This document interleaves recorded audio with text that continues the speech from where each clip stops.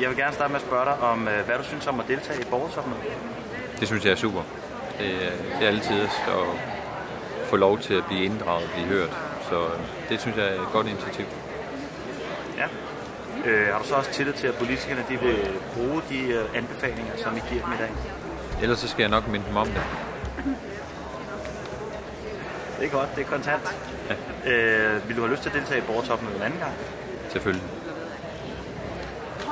Og sidst vil jeg gerne spørge dig, hvordan synes du, at debatten har været ved det bord, hvor du har siddet? Det har været utroligt frugtbart. Altså, det er engageret, og jeg vil også sige begavet medborgere, jeg er sammen med. Så det er altså nogen, der har forberedt sig og gjort sig nogle tanker, og det har også givet en god og livlig og frugtbar debat. Så jeg synes, vi er ekstremt løsningsorienteret. Så der er sådan et lille regionsråd over ved vores bord. Så det er ligeskab.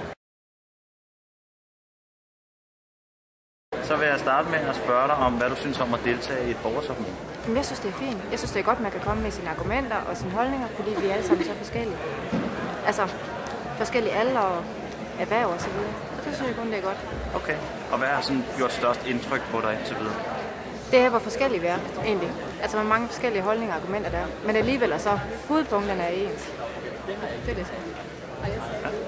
Okay. Har du tillid til, at politikerne de vil bruge de anbefalinger, som I kommer ud med her? De er nok ikke bruge dem alle, men de er nok bruge de fleste i hvert fald. Det håber jeg. Ja. Vil du have lyst til at deltage i borgertopmødet en anden gang? Ja, det vil jeg helt bestemt. Jeg synes, at man kan ikke tillade sig at brokke sig eller klage over noget, hvis man ikke selv deltager i det. Derfor synes jeg, man har sin pligt. Altid. Så som det sidste spørgsmål, så vil jeg bare gerne høre, hvordan debatten har været ved dit bord. Den har været god. Mange gode argumenter, og man får også, indblik i andres holdninger, som man ikke har haft før. Så det kan jeg kun sige, at hvis man er god til at lytte og fortælle sine meninger, så får man meget ud af det. Så jo, det er kun positivt. Først vil jeg gerne spørge dig, hvad du synes om at deltage i borgertopmødet. Det er spændende. Det er overstiger mine forventninger.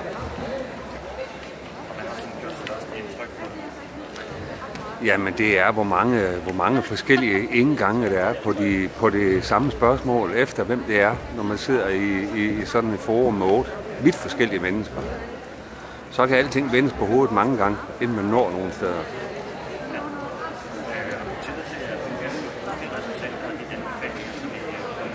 Nej, overhovedet ikke. Men vil du så deltage i borgertopmødet en anden gang? Ja, det kan jo kun hjælpe. Okay, jamen så til at sidst vil jeg bare spørge dig, hvordan du synes debatten har været. Det har været godt. Det har været spændende, helt sikkert.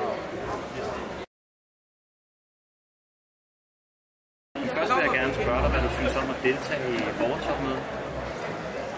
Ja, interessant. Og jeg kom at deltage for det er en samfund.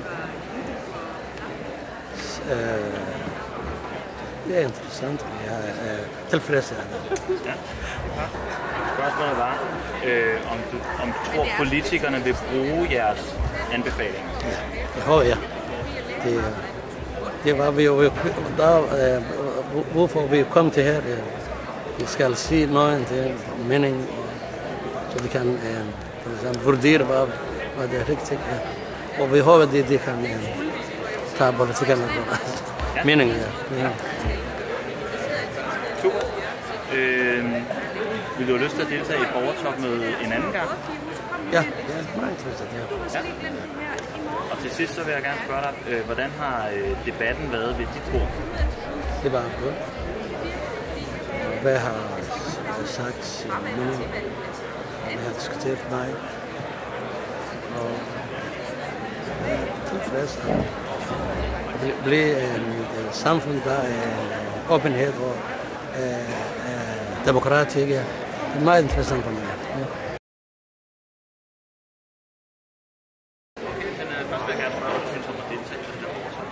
Jeg synes, det har været rigtig spændende, meget, meget interessant og meget relevant. Nogle rigtig gode dialoger ved bordene. Jeg har fået rigtig meget af dagen. Hvad er dine forventninger til, om politikerne vil få de her resultater? Det har jeg en klar forventning til. Jeg har ikke nogen forventning om, at nu går man ud og følger dem til punkt og prikke, men hvis man ikke lytter til det, især nogle af de helt tydelige identifikationer, der er kommet, så vil det jo være meningsløst at lave det her i dag.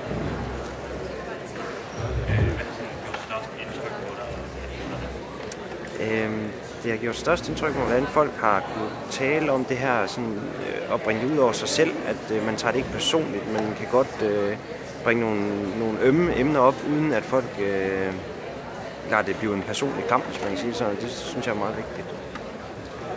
Hvordan har debatten været? Det har været rigtig god. Der har været masser af god snak, og folk har kunne sige, hvad de mener. Ja. Det har været godt. Vil du have lyst til at deltage i sådan en borgersamling? Helt sikkert.